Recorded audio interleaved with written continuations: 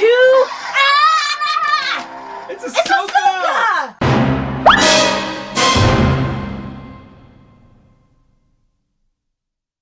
Hey guys, this is actually take two.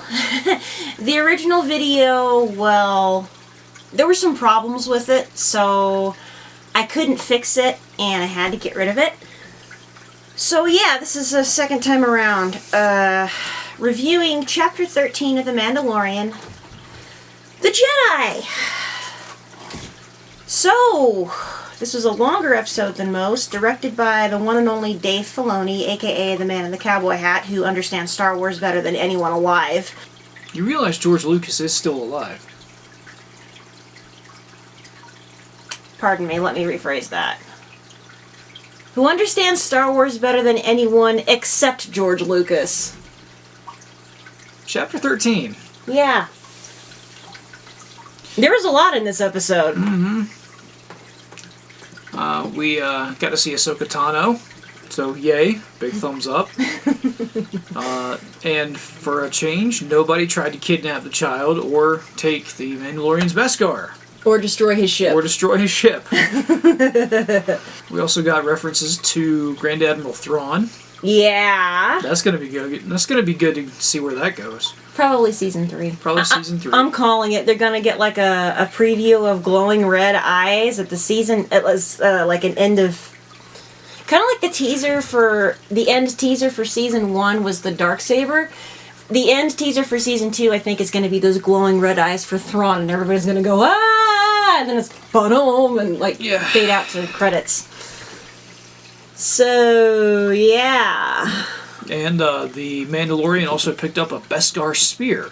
Yeah, and apparently I learned something new. Beskar deflects lightsabers. I didn't know that. And also Ahsoka still has both her lightsabers, the longer one and the Shoto blade. I'm guessing she pulled it out of the water after she was done with the fight. I would think so. I mean, according to official canon, water does not deactivate lightsabers, or it doesn't, fry them or whatever. The sabers can be built to be water resistant. Mm-hmm. Yeah. Last I looked. Anyway, and we also got to find out the child's real name. Grogu. Mm-hmm. And no, he was not a clone of Yoda, thank goodness. The clone trope, speaking of tropes that have been overused, no more clones! Thank you, Dave Filoni, for not making him a clone of Yoda.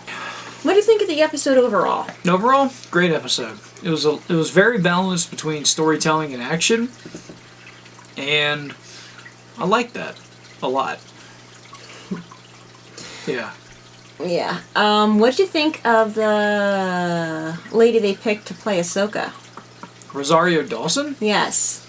I don't think she was a bad choice. I feel like a lot of people would have preferred Ashley Eckstein, because that's who they associate the character with. But Rosario Dawson did not do a bad job at all. Yeah, she had the athleticism that Ahsoka had in Clone Wars, at least what could be translated to the screen without extensive CGI. And honestly, I feel like if some of the action was translated from animation directly to live action, it would look ridiculous. Yeah. It works in a cartoon, it doesn't work in live action, because then it's over the top. But yeah, and she was definitely pretty good with those lightsabers. Yeah, she learned how to wield them pretty well. Yeah, not bad. Good job. So, all right, what would you if you were to rate it, 0 to 10? What would your rating of this episode be? I'd give it an 8. An 8? Cool. All right, that all? Yeah, unless you have something else to add.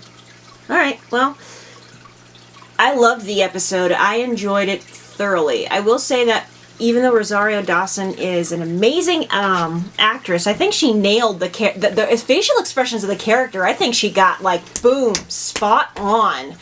And I can't complain about the writing, because it's Dave Filoni, and Dave Filoni pretty much invented Ahsoka, so...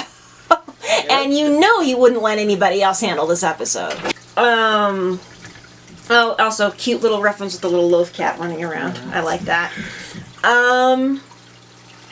Let's see. it was nice seeing some of the child's backstory and finding out his real name. Yeah. Like I said, I like the fact that he's basically the last surviving youngling from the temple. Original youngling, as far as we know. Yeah. And that poor little guy, he's been carrying around all this stuff for the last 20 years. So that's why he's sort of, you know... I mean, he can be a little bit of a stinker, but he's very reserved when it comes to his powers. Sometimes he ends up using them out of pure instinct, but most of the time when somebody asks him to, he's like...